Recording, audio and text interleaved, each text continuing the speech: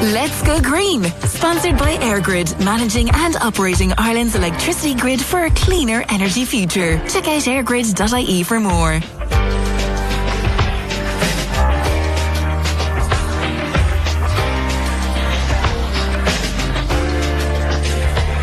Good evening and welcome to Let's Go Green with Zoe Ryan in for Aisling O'Rourke, where we have a bit of an incidental theme to tonight's show, honouring, preserving and connecting with our surrounding landscapes. Coming up, we'll be exploring an innovative way to spread awareness about the treasures that lie on and beneath our boglands, questioning the future of our wetlands and discovering what happens when botany and art collide. Later I'll be talking to Tóchar Shirley Clerkin to find out how last week's event looking at the current state and future viability of our wetlands went in leash. And Westmeath-based Artist Mariia Golubeva will be here to reveal the reason behind her latest ecology-inspired project, Blue and Green. But first, a specially commissioned series of beer mats have been about Ireland's peatlands are to be distributed in pubs across the Midlands. But what's the idea behind them? To tell me all about it is one of the project leads, Dr. Shane Mc Guinness, Assistant Professor in Sustainability at UCD. Shane, thank you very much for taking my call. No problem. Delighted to be here. Why beer mats? Well, oftentimes when we attempt to communicate conservation or sustainability or even generally climate change issues, we often fail to hit the mark. We go towards something that's quite scientific, that we attempt to make a little bit more palatable for the public, but nevertheless it still goes through the same channels we've always done before, which is, I suppose, newspapers or peer-reviewed articles, or maybe a presentation in a local library, which is fantastic, and it gets to a certain cohort. But unfortunately, it tends to get to the converted. It tends to get to those people who want to come to those events, who already have an interest, who maybe have a connection to a university already, or indeed who live beside something natural that they want to protect. The idea of the beer mats is to try and bring it to the non-converted, or ones we presume or hope maybe aren't as converted. Okay. And Ireland, I mean, we have a close connection to our local establishments and we visit them quite regularly. But also it's a way of engaging that isn't forcing it down your throat, so to speak. It's providing the loose parts, as I keep referring to them, giving the opportunity to read something. And I don't know about yourself, but whenever I'm in an establishment, I will read whatever's in front of me. If I'm waiting for somebody, if I'm staring into the distance, it saves me from looking at the screen in my hand. And we thought we'd jump on top of that, especially because it's not commercial either. We're not a particular brand that's trying to sell something to you. And we found that the publicans love that as well, because it isn't something that's being hawked. It's something that is being told to the publican, you should be putting this out on your table because, well, we provide your taps or we clean your lines. Yeah. This is neutral in that way, so it's a lot more palatable. And you're right, a beer mat is the stereotypical thing that you're kind of playing with it on the table, just fiddling around with whatever's in front of you, and you will look at it about 100 times in the duration of sitting there. So it is a logical decision to do, to say put it on something that people are actively going to engage in, or maybe actively engage isn't the right word. You'll just by nearly it being there, you're going to absorb the information that's on it. But when we look at the information that are going to be on these mats, talk me through that. Well, again, if you think about climate or sustainability initiatives, they often just focus on the ecology, which is the stuff you can see. In particular with peatlands, it's there, but it's actually a little harder to see. So first of all, in terms of the ecology, it's easier to make it bigger and more vibrant. The colours on the beer mats are not artificial. They are the actual colours you'll see in these species, but it's hard to see them. So you'll need a great macro lens or a fantastic filmmaker to see it. Yeah. But then the other stuff is the stuff you'll never see, or hopefully actually will never see, which is the buried archaeology, the other side of culture that we almost completely disregard, especially with regard to peatlands. It's the buried history. It's our embodied, rooted being, I suppose. And in particular with the Midlands, there is an indelible connection to a lot of the stuff that you'll never see. In fact, most of the time you'll only ever discover or see this when it's damaged. So there's this kind of strange relationship between the archaeology and the ecology. The ecology is protecting the archaeology, but we're kind of buried in there as well. And you've decided to go down the route of, instead of having maybe very clinical, very scientific graphics, you've decided to get an artist involved. I assume so that it's more, as you say, accessible to people, it's eye-catching. Talk to me about that collaboration then between, it's got to do with groups in UCD, UCC, and then artist Eleanor Braden has been brought on board as well to create these images. Yeah, Eleanor has been absolutely fantastic, an incredibly talented artist, graphic designer and other. It actually follows on from some other projects we've done through the Waterlands project in UCD, which is looking at wetland restoration and, again, engaging with communities that we are trying to convince behaviour change around, forcing ecological scientific models or numbers or figures, sometimes related to guilt, is very, very hard, or it's certainly not as sticky. Whereas something softer like art, something that is eye-catching, as you and others have seen, it's a lot more engaging. It brings people in a softer way. It also it allows people to make that decision themselves. It's not insisting that they should because it's the right thing to do. It's showing them something that is of value, and in particular that is of different value, because we all learn in different ways. We engage with things in different ways. If we presume that everybody engages with a graph or a stark image or a soundbite even, that's disregarding a proportion of the population that might actually be quite visual in how they engage with things. So art, in a way, helps us all to see in a different way. And this reflects back to the scientists as well, because scientists think, and I'm one of them, we often tend to think in very formulaic ways. A to B to C, and then D is the answer, or the solution, or the next piece of research that we need funding for. Whereas art, it forces us to slow down and to use the other side of our brain, or to think in a different way, to maybe even engage with those that aren't in our little silo. And this is where actually the Earth Institute in UCD is quite well connected with that, because we're this broad network of about 200 plus practitioners. And I was about to say scientists there, but actually it's more broad than just pure science. We have literature people, we've got fine arts, we've got social scientists, we've got ecologists, we've got mathematicians. The point being that to get a rounded, resilient solution to any of these problems, it's pretty narrow-minded to presume that just the scientists can provide that. Yeah. And that's where I think art can help with finding a better solution. And it just shows, again, that interconnectivity of the different departments and how they can kind of utilise each other to get messages across. But I suppose this project really marks that shift in how we view the bog and the peatlands. It formerly would have been seen as a source of fuel, as a place of work, but now it's this home to our biodiversity and one that needs to be protected. And this is just further showcasing that. Yeah, correct. And we've been bad at messaging that, frankly. I used the word guilt before and maybe even blame apportioning, that we said, well, particular communities, particular industries are part of the problem and we need to try and address that, as opposed to engaging and saying, we value what you have provided for the last 50 or more years. We value the fact that there are communities built around these areas and that continue to stay there. There is alternative value to what you can also help us protect too. And yeah, we don't do a good, or haven't in the past done a good job of messaging that appropriately. Now, obviously, a beer mat is a very small scale piece, so there's not too much that you could include on it. So to accommodate for that, there's a QR code going to be printed on it so that people can find out a vast amount of information on the item that's on it. Correct, yeah. And we acknowledge that pubs tend to be slightly darker places. So we've made the QR codes in this print run bigger and surrounded by whiter area. But the engagement has been fantastic. Actually, we really didn't think that people would take their screens out and scan them, but they are. So I guess that's where the use comes into.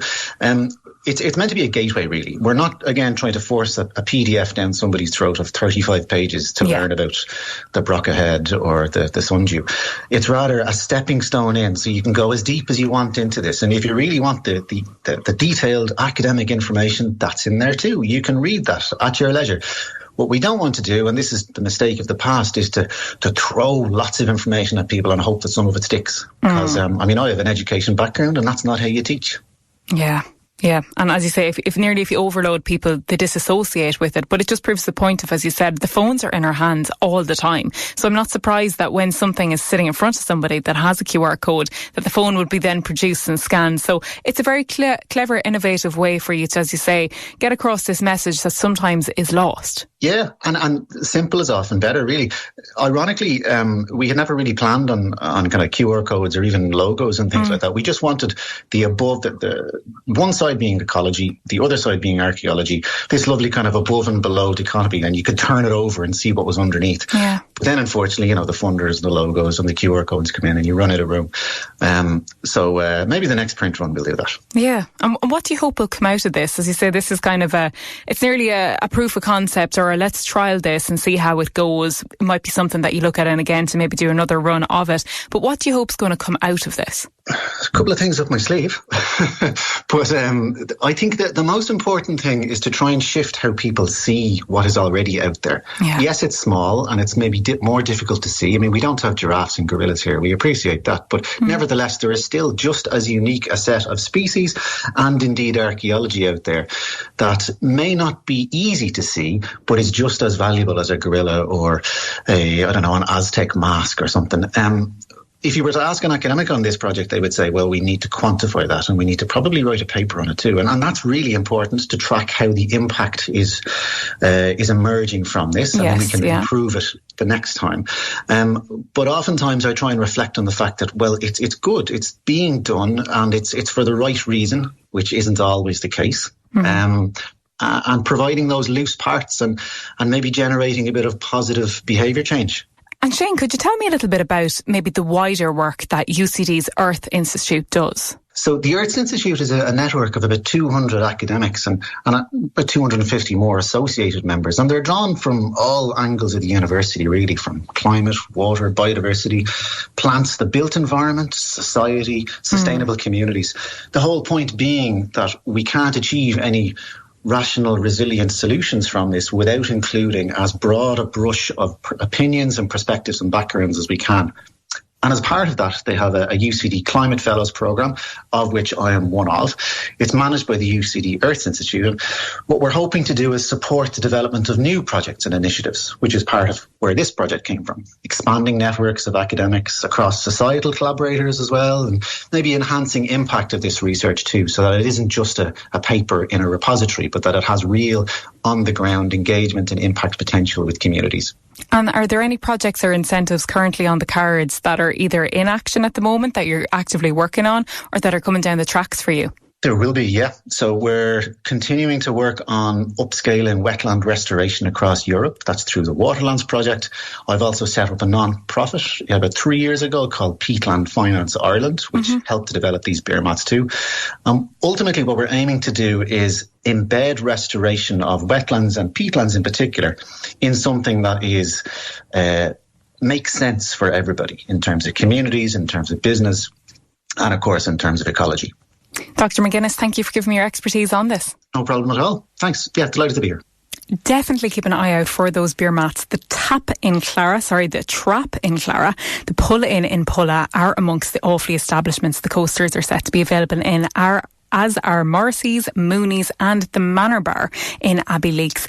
And if you've already spotted them on the tables in your local, do let me know. Send me a text or WhatsApp on 083 3010 103, powered by the home of Awfully's top selling car brand Lamb Brothers Toyota, Arden Road, Tullamore, and tell me what you think of them. Up next, where is our changing relationship with our native wetlands? Let's go green. Sponsored by EirGrid, managing and operating Ireland's electricity grid for a cleaner energy future. Check out airgrid.ie for more. It is Zoe Ryan bringing you Let's Go Green on Midlands 103. Now, last week, the Voices and Vision for Ireland's Wetlands Conference was held in the Midlands Park Hotel in Portlaoise, which acted as an exploration of the future of wetlands conservation, restoration and sustainable management in Ireland. I'm joined now on the line by Tóchar Project Manager Shirley Clerkin to find out how it went. Shirley, thank you for taking my call this evening. You're very welcome, Zoe. Good evening. Shirley, as I said, the Voices and Vision for Ireland's Wetlands Conference took place in Laois last week. And from all the reports and the publications around it that I've seen, it seemed to have gone very well.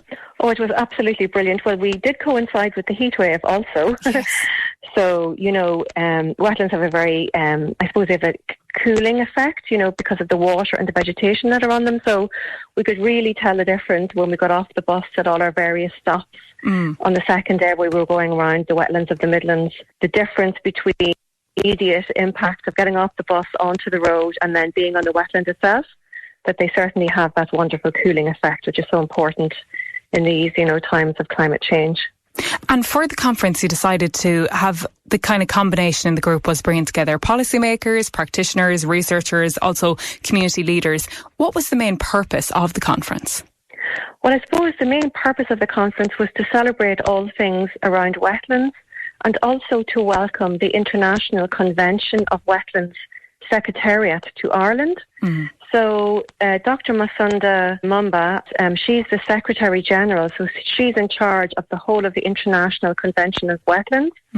So we were really fortunate that Masunda and her Senior Advisor for Europe, Dr. Flora Lafayette Monsieur, were both here in Ireland for the 3 days. So that was part of the purpose of having a conference and workshops on site to coincide with her visit, so that she could both talk to policymakers, we could all talk together, we could learn, but also that on the sites themselves in the Midlands, that the communities and custodians of wetlands could meet with her and Flora and discuss the issues that they have and what way they're working with wetlands, and so that she can bring that back to the global community. Now, let's talk a little bit about the role or the importance of the wetlands for us, because this conference, as you said, as well as taking place during a heatwave, it also took place during a time of, I suppose, growing concern from experts about the condition of the wetlands in Ireland. But could we talk for a moment about, importance of our wetlands? Sure. So I suppose when we think about water, we always have to think about wetlands because, the water cycle and everything is also interconnected. And in Ireland, really, when we're thinking about wetlands, we're thinking about open bodies of water, first of all. So we are talking about lakes and all of their surrounding habitats, which oftentimes tend to be wetland habitats like fens, marshes and swamps. We're also talking about all the corridors that connect those together. So we are talking about rivers and river quality and all of that.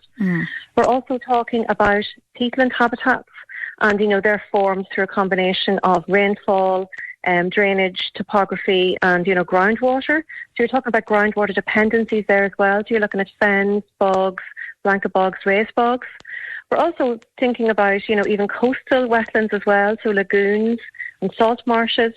So I suppose wetlands are very varied, but they form really important functions from, as we were talking about, cooling. And I think that's really important. We're going to be getting these heat waves.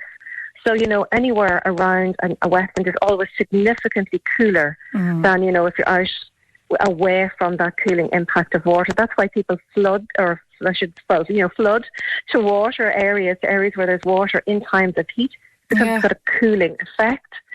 And they also then, on the other side, of course, during winter time or during flood events, the vegetation in wetlands, so the sponging effect of sphagnum mosses, for example, they can hold up to 20 times their own weight in water. Yes. So they have that sponge effect, which is really important. They hold on to water and release it slowly back into the catchment and downstream. So, in other countries, they've put in place nature-based solutions where they've constructed wetlands upstream of vulnerable towns and vulnerable settlements to absorb pulses of water in times of intense rainfall, which helps it trickle down slowly through the catchment, preventing flooding downstream. So they're really important for that. Critically important, of course, the peatlands for stores of carbon in the actual peat itself. And then they're very important places and refuges for flora and fauna. So they're really a rich place for us in Ireland, both for the species that live there, but also for ourselves and all the services that they provide us with. So they're really, really fundamentally important part of our landscape.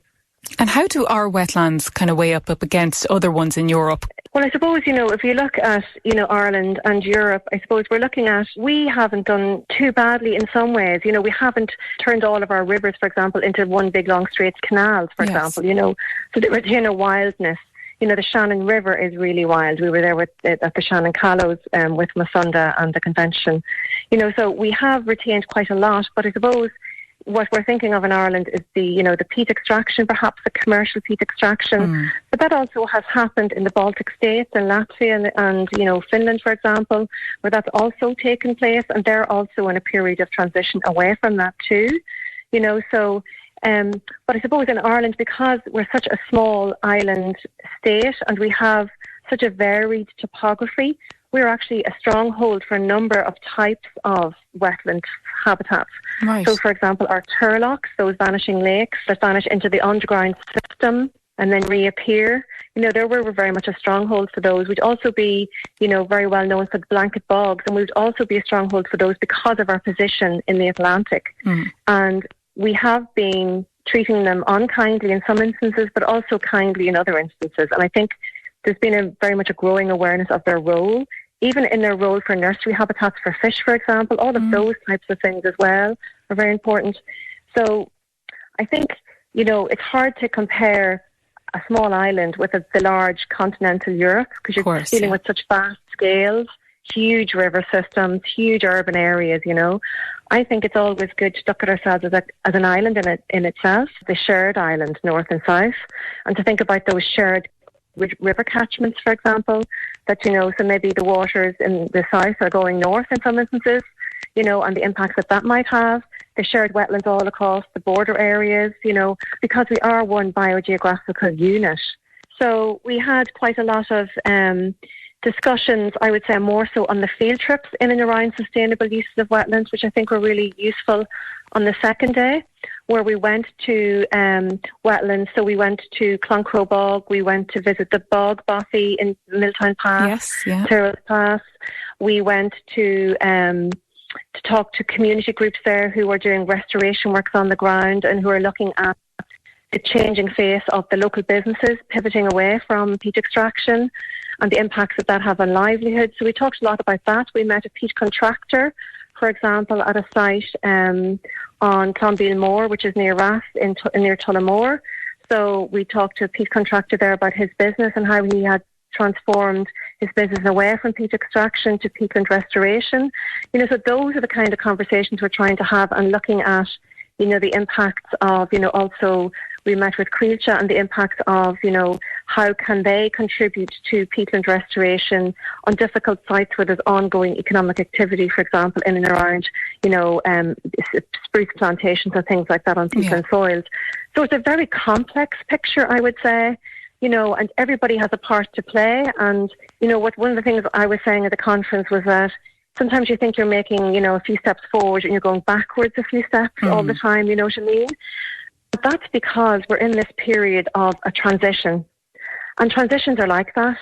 You're moving from one kind of a dominant picture and view of wetlands that dominated Ireland and other countries in post-industrial revolution, where we were looking for resources, where we were in that fossil fuel economy. And now we're trying to move away from that dependence on fossil fuels and extraction and exploitation to more regeneration. And when you're doing that, you tend to make a few achievements and then you end up going back on some issues and forwards and back. And it kind of can seem a little bit chaotic and stressful. But the whole aim is to move to the whole new paradigm and to move to a new way of looking at wetlands and peatlands right across the country, so that we all can move forward together. But it takes time, and it's challenging work. We'll take a quick break there, but don't go anywhere, because we'll be continuing this conversation after this. Let's Go Green, sponsored by EirGrid, managing and operating Ireland's electricity grid for a cleaner energy future. Check out airgrid.ie for more. You are listening to Let's Go Green on Midlands 103, where we've just been discussing, on the back of last week's conference in Laois on the matter, the importance of our wetlands, with Shirley Clerkin of Tóchar, the Midlands Wetlands Restoration Group. Now, Shirley, just before the break, you spoke about that change in how we view and use our wetlands. What has public reaction been to that? Has there been resistance, or are people generally understanding and embracing of the need for that shift to happen to ensure the future of our wetlands?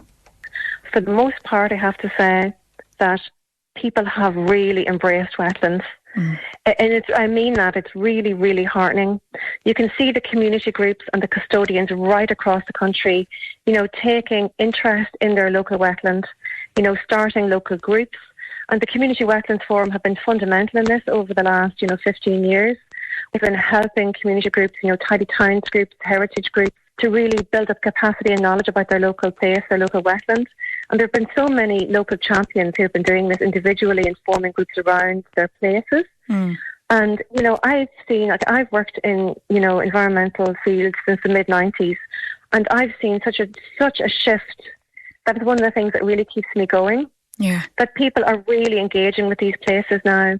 And even people who've been involved in extraction or other kinds of uses, or maybe have been doing, works that have damaged wetlands, are really looking at them differently now and seeing that actually there's changes that need to be made, and they're trying to go on that journey. I genuinely think people are really waking up to it. Like, we've had public information sessions all around the Midlands during the winter. And, we've had awkward questions, absolutely. But for the most part, people are interested. They want to know more, and they want to know what they can do to help. And they are starting to really understand and come on board how they're linked with wetlands, and how the water cycle and the nature cycle is very much part of who they are and their needs as well, So I would be very heartened. There's always going to be negative voices out there. That's just nature of often environmental discussions. But often when you get down to the brass tacks of it, and we're talking to people on the ground, I find that people are actually mostly interested and actually want to do something positive. Could you give us an example of maybe one of those awkward questions that people have come to you with? Well, for example, we've had questions around, will the restoration of a fen site flood my neighbour's land, for example? That we can really engineer things to not flood your neighbour's land. We can measure so many things. You can design works in a way that it won't do that. So we can provide assurances that won't happen. But we've had questions about who will own the carbon credits after we do the restoration works. And our response is, of course, is that that's the landowners. Those belong still to the landowners. All of those entitlements remain with the landowners. So, for example, that's been a question that's been raised. And people are wondering if they could continue farming in some examples. And often some of these sites depend on some grazing to continue, to enable the diversity of the plants and animals that are there to continue. That in fact, in some instances, undergrazing can actually impact these sites negatively. So often it's about targeting your farming practices just in a slightly different way to both enable your farming enterprise to continue on that, section of a fen or whatever, but also the fen to be healthy and sustainable. So it's just a different way of looking at things often, and just finding a different way to make things work. And then I suppose the elephant in the room is always the extraction issues. Yeah. And, there is peat extraction obviously continuing in the Midlands. We've seen a lot of that ceasing over the last 6 years, since Bord na Móna stopped their large-scale extraction. And obviously some extraction is still continuing. And what we would say would be that if you're, a contractor and you're doing your peat extraction, you need to have your licences and your planning permissions and all of that in place, like every other industry has for their activities, so that it can be regularised and so that you can put in place your after-use plan if your permissions are granted. I think we all need to have assurances about how these places will look afterwards. Yes, yeah. When those kind of works cease, I think those are some of the awkward questions, that are persisting. And, sometimes people would say, well, what if we do that and somebody else is doing something that they shouldn't be doing? Why should we bother? Yeah. Well, if you're doing something that's good, you lean into that. Lean into your zone of influence. Lean into what you can do. Those are the things that will make a difference. And those are the things that will help other people make the change as well. That peer-led work actually has a huge impact, because people will look at that and say, well, actually, Johnny and Mary have made those changes and I can see their works and it hasn't had any negative impacts, only positive impacts for them. It's such a positive thing to be involved with. If you can see nature restoring on your land, it is one of the greatest gifts you can give yourself, I have to say. And all very valid concerns from the community. As you said, there's always going to be that fear around change, about how it's going to impact you. Is it going to have a positive or a negative impact? And sometimes there can be a feeling that when these communications are brought down from the powers that be, it can nearly feel like a bit of pontificating is going on, that's going, okay, well, I know they're saying this, but how's that really going to affect us on the ground? So as you said, very valid concerns to be raised by the community. But as you say, it's the little actions that do make a difference. And if people are feeling going, well, why should I have to do that if, whoever next door isn't doing it? It's all the little changes that do make the difference. And as you say, when people start to see other people engaging in these new practices, they start to come around to the idea themselves. And as you say, point and proven when they can see the impacts that it's having and seeing that it does actually have the positive impact, or more so that they're not negatively being impacted, people do come around to the idea of it. But at the start of this conversation, Shirley, we spoke about how the conference was positively received and that there was positive questions and, positive discussions came out of it. But how do you view the future of the wetlands? Do you think that's positive also? Well, I hope it is. I mean, I think they're under significant threat now, I suppose, from the larger issues that mightn't be so local anymore, And what I mean by that, I suppose, is climate change, temperature changes, all of those things. They are going to have impacts if our wetlands aren't as healthy as they can be. Yeah.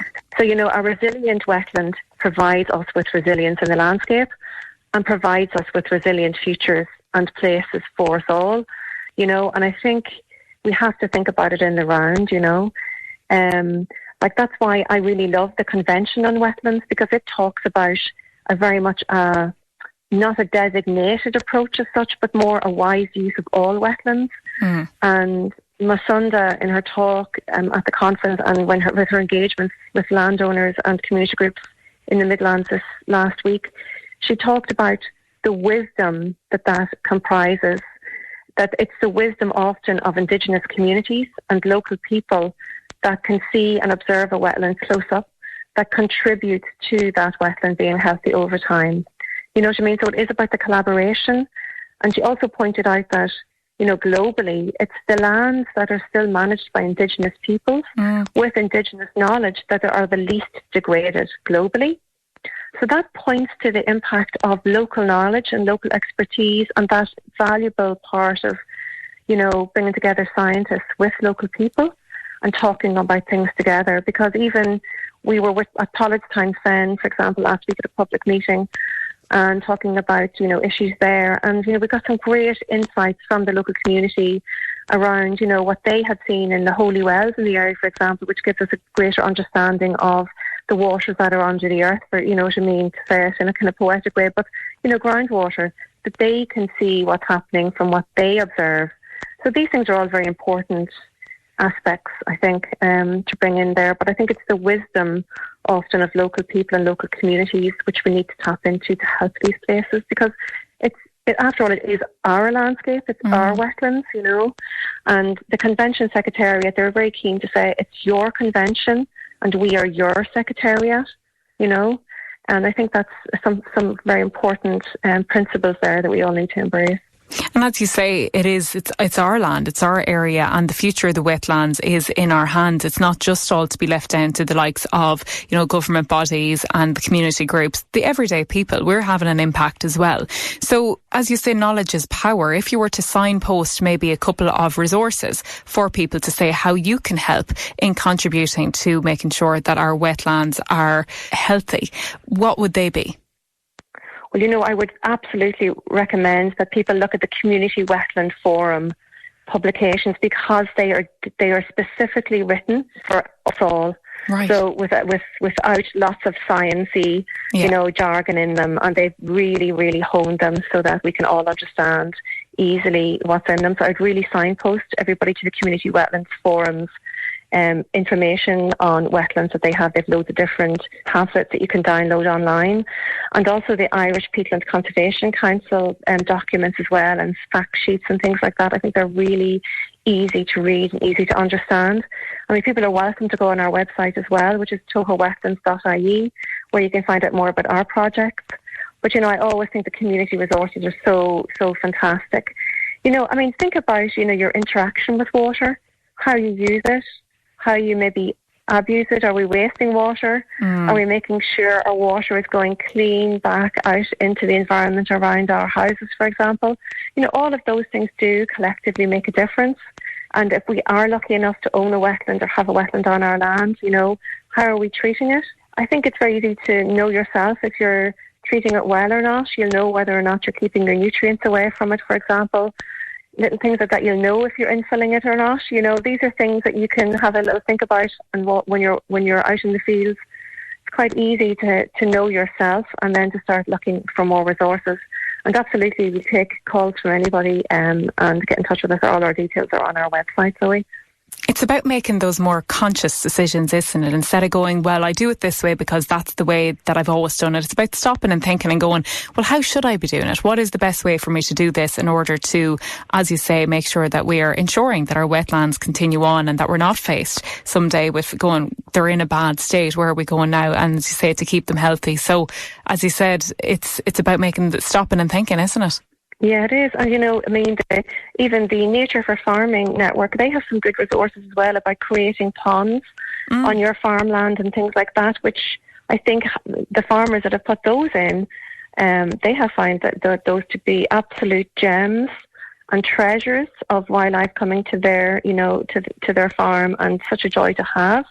And that they've transformed their farms just by simply putting in a pond. So, if you don't have a wetland, you can't create one, Yeah. And wetlands can be quite small and provide you with some vital services and provide the insects and plant life with important refuges, Years ago, we used to talk about stepping stones for nature, and it's very important to have that connectivity right across the landscape, So if you look around when you're out and about and you think, God, where is nature? Where is the space for it?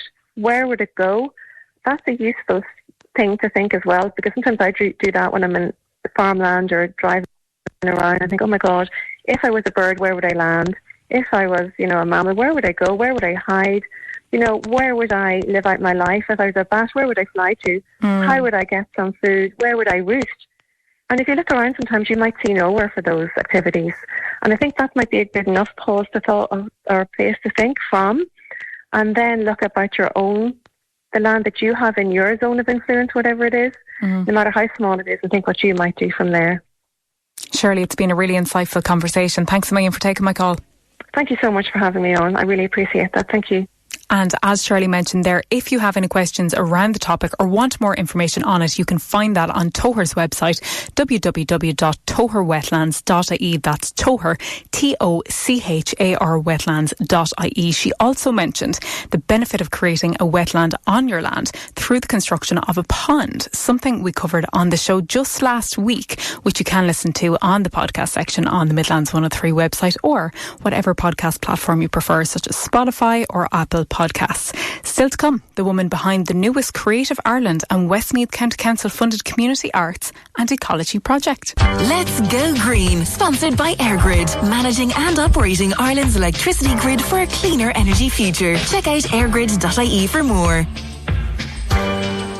We are into the final segment of tonight's instalment of Let's Go Green with myself, Zoe Ryan, where Mariia Golubeva's time has finally come. The Westmeath-based creative who came up with the recently launched Blue and Green project is waiting on the line. Mariia, I'm delighted you're able to join me on the show tonight. Hi, hello Zoe, how are you doing? I'm very good, thank you. Mariia, could you give us a breakdown of what the Green and project is? Yeah, sure. Green&Blue is a community arts and ecology project, and the main idea behind it is to help people to build deeper connections with lakes, canals, wetlands around us and nature around it. And we use creative activities to bring more attention to those kind of nature, and I think it helps people not connect deeper with nature that surrounds us. And who's it aimed at reaching? Who do you want to get involved in this project and why? Our main focus is on local communities, but actually anyone can get involved. We mostly have our activities in Mullingar, so everybody who is around are more than welcome. And what was it that inspired you to start this project? Well, I have background. I worked in arts and culture all my life, but I studied botany and plant biology at university. So it's kind of two parts of my interest that I got together in this project. And I know how hard it can be to communicate difficult environmental topics just with the audience. So I know that it's much more effective and can be much easier and joyful when you do it through art practices and creative practices. So that was my main inspiration. And why did you feel like something like this was needed in the Mullingar, in the Westmeath area? Was it purely that you're based in Mullingar yourself and you felt like there was a need there, or that there was a gap? Yes, exactly. I'm based in Mullingar, and also I see so many beautiful natural areas around waterways, and also I have so many friends and colleagues who are really involved in biodiversity, and they inspired me too, and some of them are taking part or actively promote the project, so I think it's all together. That's right, because there are a number of experts, if you will, who are leading the workshops, who we are probably no stranger to this show, the likes of, Big Sky Flowers, Anna Brown from there. And there are a number of other experts as well that, as you said, they're friends as well as colleagues of yours that you've asked to be involved in this project. Yes, exactly. It's Anna Brown and Emma Nonan, who you were having an interview with last week. So, yeah, you might know some of them. We have amazing experts. And how did you go about setting up something of this nature? Because I'm sure there's some people listening who are going, yeah, I'd have an idea for something to run in my local area, but what's putting them off is maybe getting started. They don't know where to start, they don't know what's involved, or maybe how to go about funding. So where was it that you started when you said, okay, I have this idea? Where did you go from there? Yeah, so it was an open call for creative communities, and I already had this idea of the project, and I just put it together and applied for both grants. And they liked it, they approved it, they thought it was needed. And now we're happy to have this support, and that's how we can offer free session for some community groups and reduced price workshops for the public. And in the end of the project, we'll be able to print zine and to spread it around Westmeath. So yeah, it all became possible only because of this support. So I think, yeah, if you have an idea, you definitely should follow the opportunities and apply for them. And talk me through the workshops and other excursions, I suppose, that will be involved with this. As I said, you've only recently launched, but I know you have had a couple of events so far. But maybe what is there yet to come? What events are on the calendar that are yet to come? Yeah, we only have the first session, like public session, it was botanical illustration, but we're looking forward for our next sessions, and we'll have some plein airs. One of them are going to be on Canal, and the next one in Ballymore, where both the amazing project going to move in August, and also have a lot of workshops in studio. And it's going to be hapazomi, cyanotype, natural inks, and collages that we're going to make out of litter that we will collect along the canal in Mullingar. And when I was looking at your offering and maybe the upcoming workshops, there were two that caught my eye, purely because I've not heard of them before, so I may not even pronounce them correctly, so do forgive me for that. But I'm going to attempt to say it now. So the first one was, I'm going to say cyanotype and then hapazome. I don't even know if I'm pronouncing them right, but could you tell us a little bit about what's involved with those two activities? Yeah, sure. I hope we pronounce hapazomi right, because there are kind of different ways to do that, because it's Japanese word, it's Japanese technique of printing with flowers, like plants, actual plants, and leaves. Yeah, and we were practicing this with Anna Brown this morning, because she's our expert for this session. And you basically hammer them into the fabric, and it's really a unique and enjoyable process, and the results just stunning, and I cannot wait to have this workshop. It's going to happen in the end of the next month. And cyanotype is one of the earliest forms of photography, because you don't need camera for that. You just need sunlight. Yeah, we're going to use plants from the canal to make some prints with that. And we're going to do that with photographer Eva Nonan. So it's going to be really enjoyable and interesting too. So that's all to come, but do you have a date for your next event that's coming up under the Green&Blue project, or is that something that's still very much to be confirmed, or do you have a definite date? Yeah, we do have a date, and we're going to announce it tomorrow for public, so you may be the first one who will have it, the information. So it's going to be 11th of July. We're going to have oil pastel plein air with artist Valeria Polushko, and she's going to teach us how to use oil pastel, which I'm really looking forward to because I don't really use it as an artist. And we're going to have amazing expert David Quinn from Low Pro, and he will tell us about the canal ecosystem and the challenges it faces. So anyone can get involved. We just will have limited spaces. So yeah, if you will follow us on Instagram or share your email somehow, we will let you know when it's open. And that is Green&Blue on Instagram, that's correct? Green&Blue.project. Yes, yeah, perfect. And tell me this, Mariia, what is it that you hope will come out of this? Obviously, as you said, from your background, you have a vested interest in botany and in capturing wildlife. And then this is how the art has come into it, and that you're going to be showing people how to capture and document that wildlife that we see along our landscapes and different various areas through art. But what is it that you hope is going to come out of this? I really hope that people start to look at the nature around us from the new angle, understand its struggles, and how better to collaborate with our environment, actually. And also, I really hope that more people will be able to come together. I mean, experts and local dwellers, and through art somehow build this connection and hear each other, you know what I mean?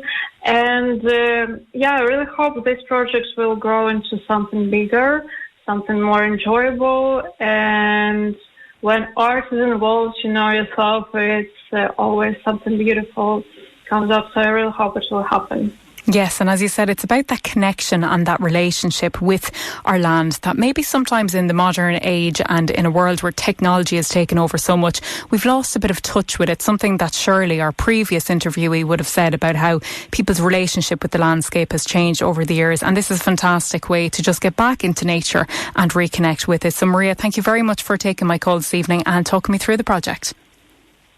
Thank you so much. Thank you again. And as Mariia said there, you can look them up on their Instagram, and that is Green&Blue, getting it backwards there, Green&Blue.project on Instagram, and you can get in touch with them then. That's it for me this evening. My stint covering the show for Aisling is nearing an end. You will have me back here again next week on Monday night, but Aisling will be resuming her rightful role, presenting Let's Go Green the following week, July 13th. So you'll have me again next week, and as always, you will have me on Thursday evening fronting Encore from 7 to 8, bring you the latest in the world of arts, entertainment across the Midlands. I know a lot of you are probably listening thinking, I think she's nearly covered an art show on Let's Go Green every week, but in my defence, it's just because I do so much research for the art show. When I see something that is related that I can kind of swindle and, twist around to fit it into the environment show, I like to place it here because I think that it sits here as well as on the art show. And our last segment tonight is a prime example of that it's art, but it's art with a cause, that it's looking to, make attention to our environment and that changing relationship with it. As I said, that's it for me tonight. Joe Cooney will be here after the news at 8 with Country Roads up until 10 p.m, and enjoy the rest of your night on Midlands 103.